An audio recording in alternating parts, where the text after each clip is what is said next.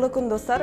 Бүгін тіл мерекесіне орай Шаңырақ отбасылық институты мен Ізгілікте жарсайық қайырымдылық қоры аз қамтылған отбасылар мен көпбалалы отбасылардың балаларына арнап тіл үйірмелерін ашқан болатын. Сол балаларға мотивация болсын деген ниетпен біз бүгін Назарбаев зияткерлік мектебіндегі біліктіде тәжірибелі оқушыларды өзімізге қонаққа шақырдық.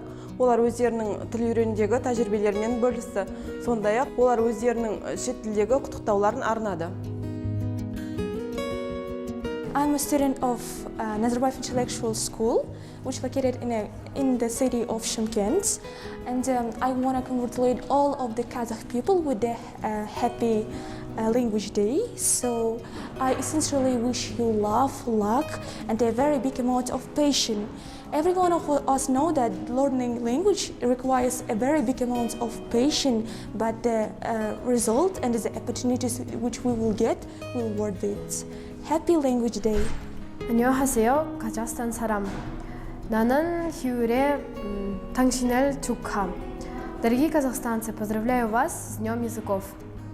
Selamün aleyküm arkadaşlar, kardeşler, değerli vatandaşlar ve yurttaşlar.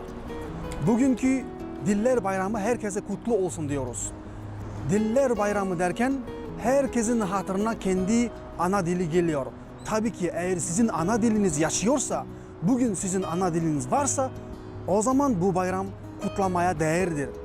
O yüzden herkese bu bayramla kutluyor, herkese tüm iyilikleri diliyoruz. Bayram kutlu olsun, herkese çok çok teşekkürler. Баршаңызды 22 қыркүйек тіл мерекесімен шын жүректен құттықтаймыз. Алаш ардақтысы, ұлтымыздың ұлы тұлғасы, қазақ тілі білімінің негізін қалаушы Ахмет Байтұрсынұлы тілі жоғалған ұлттың өзі жоғалады деп өсиет етіп жазып кеткен. Сондықтан да бұл мереке біз үшін, еліміз үшін өте маңызды мерекелердің бірі. Тіл мерекесі құтты болсын.